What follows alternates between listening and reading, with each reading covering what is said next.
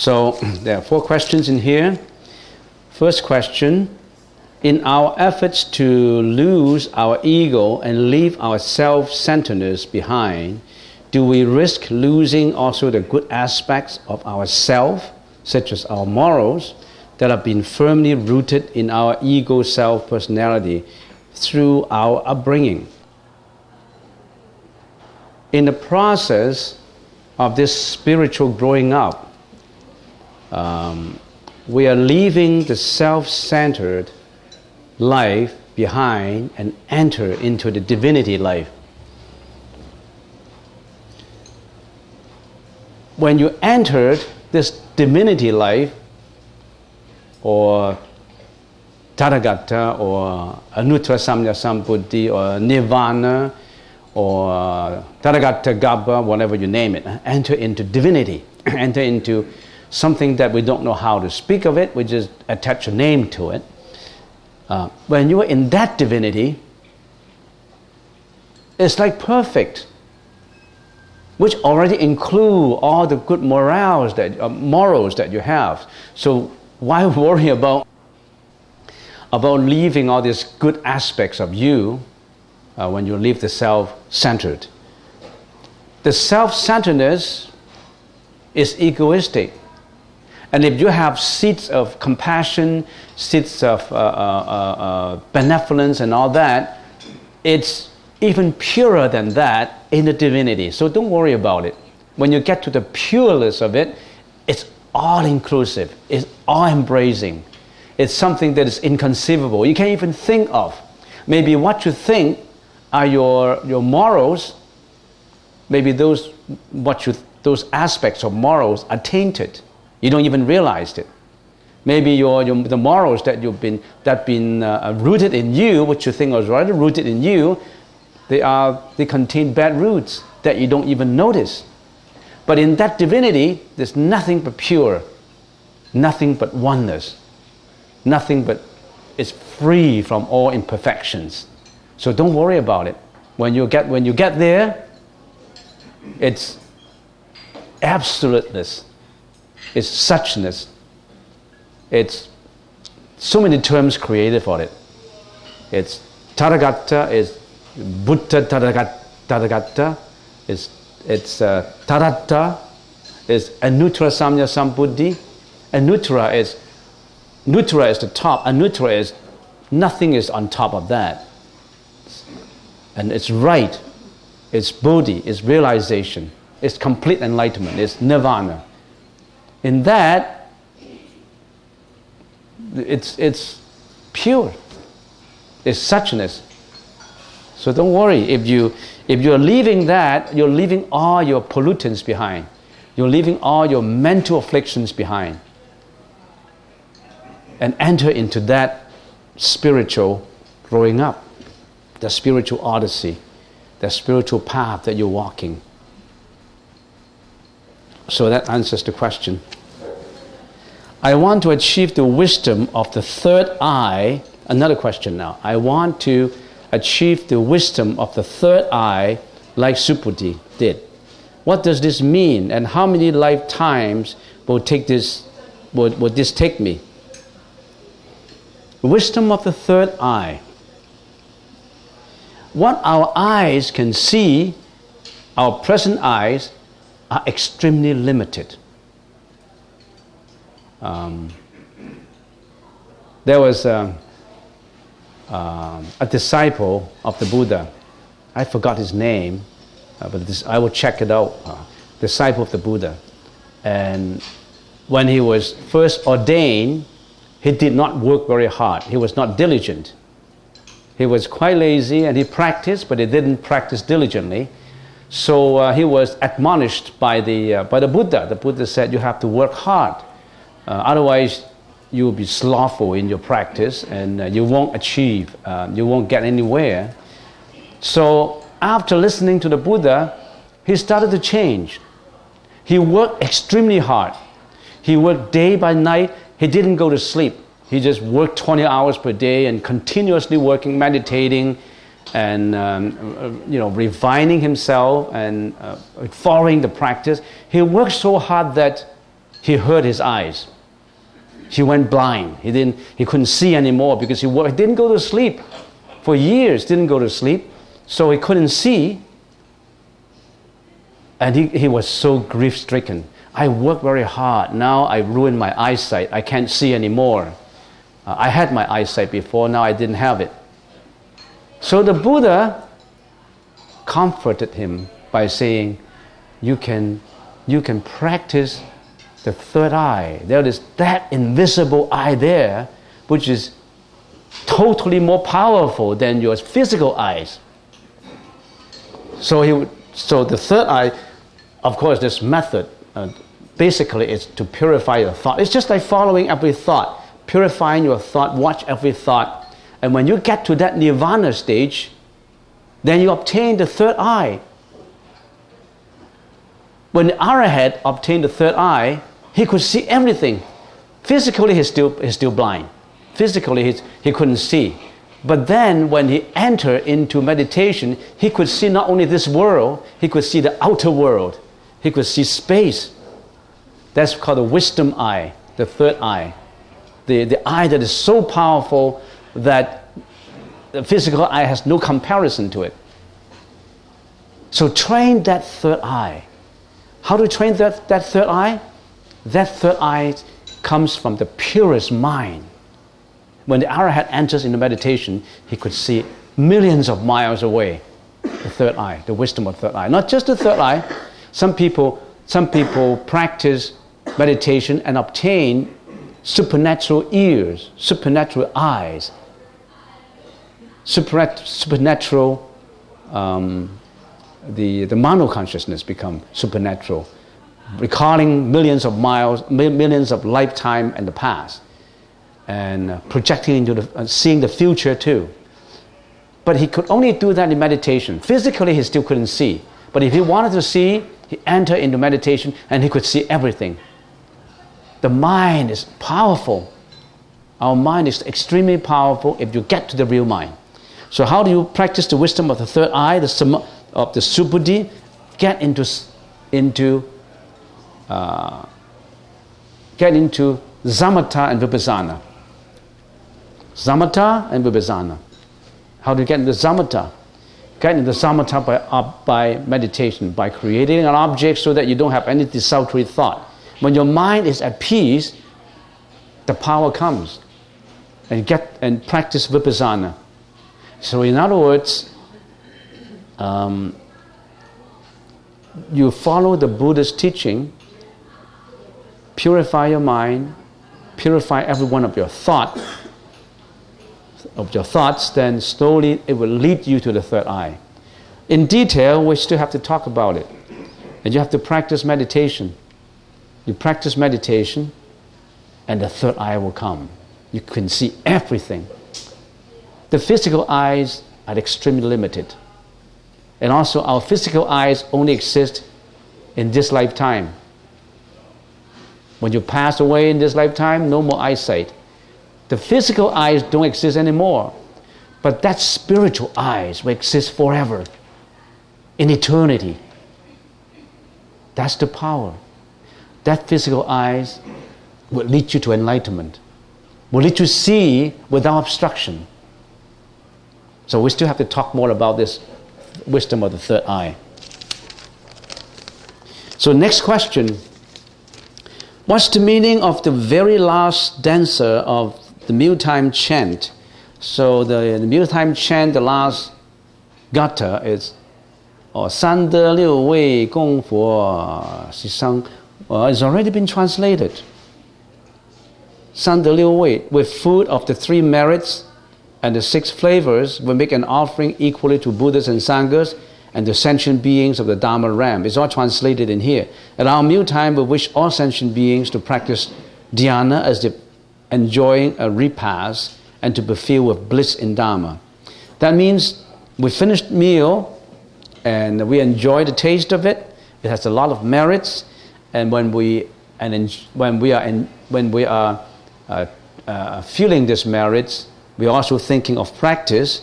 We also are thinking of offering to the Buddha, the Sangha, and we wish that all sentient beings would feel the merits and treat this food as what we want in meditation. And then the Dharma joy would be realized. And this is just a closing prayer, a dedication for the meal. So this is it. And next question. When I read the book you gave to us last week, the first 3 chapters stated that everything in the universe is created by self-nature. Created by self-nature. But in your previous lectures, you said nothing is created, and you gave us the circle example to illustrate this concept. This seems to be a bit contradictory. Could you explain a bit? Also, if self-nature was originally at its purest, how can it give birth to all these realms and to sentient beings? This question contains 2 parts. The first part is, the book says that the universe is created by self-nature. I haven't read that sentence, but I think what he says is, everything is created by causality. By all causes come together, it's created. And nothing has a self-nature. What's the definition of a self-nature? If that thing have self-nature, that means that thing is permanent. That thing can create from its own. Using its own power, it can create itself. So if that thing has self-nature, it does not depend on others, on other causes. It is self-creating. And it is permanent, and it's eternal. It is not out of control. It always can control it. That's the definition of having self-nature. But we see everything in this world, nothing is like that. Nothing is not created out of causality. Nothing is permanent. Nothing can control itself and create itself. It has to be dependent on other causes. So we say nothing has self-nature. So it is created, but it's created through causality. Like this remote control is all things put together. The plastic, the wires, the switches, the color, the design, everything this is created. Sure, it exists, it's being created, it's existing, but its existence is unreal. Unreal doesn't mean it does not exist. So the definition of reality, you really have to watch it. It's unreal because why? Because it's created out of causality. All these causes put together to make it come to pass, to make it happen. But when these causes disintegrate, it would not maintain its identity anymore. It does not have its own identity. It's causes put together, conglomeration of causes. So we say this remote control does not have its self-own nature. If it has its own nature, it's going to be created out of its own power. But nothing is like that in this world. If there's anything that does not depend on causes to come out, if anything that has no reason to come out, you tell me. I would like to know what that thing is. It has no reason. It suddenly comes out. And of course, that lead us to argument of the God concept, which I don't want to argue about it. I already argued about many times. And how about God? Well, I already have talked about it many, many times. So, nothing is self-creating. It depends on many causes. So, the book, I don't think it says created by its own. It's created based on causality, simultaneous causality sometimes.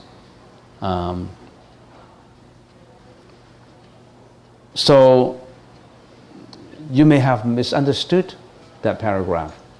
Or it may be a misprint, I don't know. It shouldn't be created by self-nature, because nothing has self-nature. It's created, sure, but it's created out of causality. It's impermanent. It's outside its own control. It cannot create itself. Next question. Also, if self-nature was originally at its purest, how can it give rise to all these things? How can it give rise to all these dirts? That's a good question. If we say that this purity is already there, how come it get tainted by pollutants?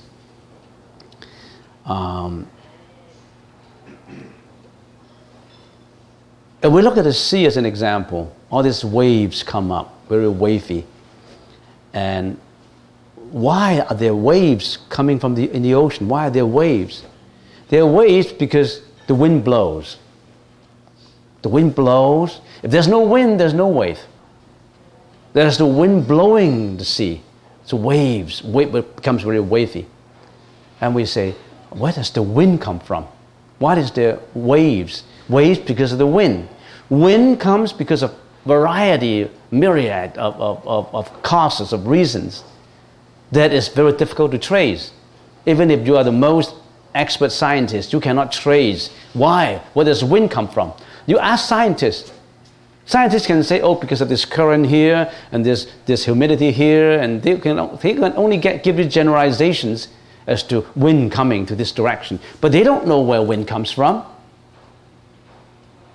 In our stillness, in our purity, all of a sudden, this wind of mental afflictions, this wind of ignorance blows, and the waves come out. This impurity comes out. But the water is still as water. The water is still as water. Don't mistakenly recognize waves as the water. The humidity is there. The water is the water. It's not wave. The wave already contains the water. So in other words, of course, our nature, our Buddha nature, is at its purest, is absolutely pure. It's pure, but it's not enlightened yet. It's just like a mirror. A mirror, the coating, a mirror, because of this wind blowing to the direction of the mirror, it contains a lot of dirt and dust and particles on top of the mirror. It covers up the mirror. But the reflectability of that mirror still exists per se. It doesn't lose its reflectability. You haven't lost your pure nature. You haven't lost it. You're just being covered with the dust and dirt and particles. It's just like the mirror being covered with dust and dirt and all this variety of particles does not lose its reflectability. It's still there. As long as you eradicate all this dust and dirt and particles, it shines. It would resume its originality. And what is more important, when our Buddha nature, which exists in all sentient beings, because if you don't have that Buddha nature, you can never become a Buddha. If you does not have that Buddha nature, that means that is nihilism. That means there's no causality, because you can never be better. But that's not the case. Your reflectability, the wisdom mirror, is being covered with dust and dirt. It doesn't lose its reflectability. But once the dust and dirt is removed, it's all reflections, it's all reflectability. It's just like our purest nature is there, but it hasn't been enlightened. You still have to enlighten it. Once it is enlightened, no more wind blowing it, no more waves. It's just like the wind blowing, the wind of ignorance blowing our ocean, our mind ocean, creating all these waves. And the time would come when there is no more wind of ignorance, no more wind blowing. It's one stillness. It's one stillness. In other words, you still have to take actions to get away from ignorance. You still have to take actions to enlighten yourself. Once you're enlightened, you won't go back to being unenlightened. That's the definition of being enlightened. You won't go back. Once you become the Buddha, you won't go back to the 6 paths of reincarnation anymore. We have that nature, that pure nature, that originality, that purity, but you still have to get rid of the dust and dirt. You still have to work at it. Don't just wait. You have that nature, but you don't wait. You have to work at it. You have to have plans. You have to have procedures. You have to have training. You don't just sit there and wait to be enlightened. You have to work at it. That's what we're doing now. By meditation, by purifying your thought, by doing good, by the 6 parameters, by conforming to morality code of standards, by being diligent, by wisdom, by doing all kinds of behaviors that lead us to the right path. We call it the sixth noble path, the eightfold noble path. So it's pure, but we still have to enlighten it. It's just like the oil well in Alberta. The oil is already underground. Does not matter whether you dig it or not. Whether you drill into the earth, you mean if you don't drill into the earth, the oil does not exist in there? It already exists, just waiting for you to drill it. And usually the people say, oh, it does not have any well, and I drilled it and I found it. I found it. It doesn't exist before. That's a misnomer of term. It's already there. You don't create the oil. The oil is there, but you just need to drill it. You push your drill, your equipment, you prepare for everything. You got all your plans, you got all your manpower, you got all your equipment, you got your persistence. And then you keep on drilling. Drilling and drilling. You could have used the wrong drill, but you change another drill and you do it again. The purity is there. It exists. Just require you to do it. Not just talking about it. It's easy just to talk about it and not taking any action. That's why when we follow the Buddhist teaching, we've got to have plans. We've got to have course of actions. We've got to have a mission. We need a mission statement. We want to do this for this year. This year, I want to get my level higher.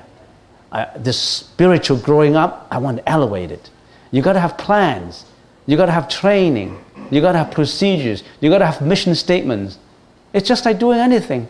Without a plan, every Saturday you come for meditation, you eat your lunch and boo, you're gone. You come next week, 1 year, we have 52 weeks, and just time flies. And the last moment comes when you are stretching on the bed. It's time to say goodbye. Good singing, time to say goodbye. Well, it's too late. If you just start to drill at the time when you say goodbye, it's too late. You got to start today. You start now. You start your practice now. You start to purify, to eradicate all the dust and dirt off your tainted mirror. The reflectability already exists there for you. You just need to work at it. So Buddhism can be applied to everything in the world. Even applied to doing a business. You got to have plan, you got to have procedures, you got to have persistencies, you got to follow all the regulations. You got to have wisdom to guide all the way. You got to have the right friends that would give you guidance, books that will help you to think. Well, anyway, that's all for the 4 questions.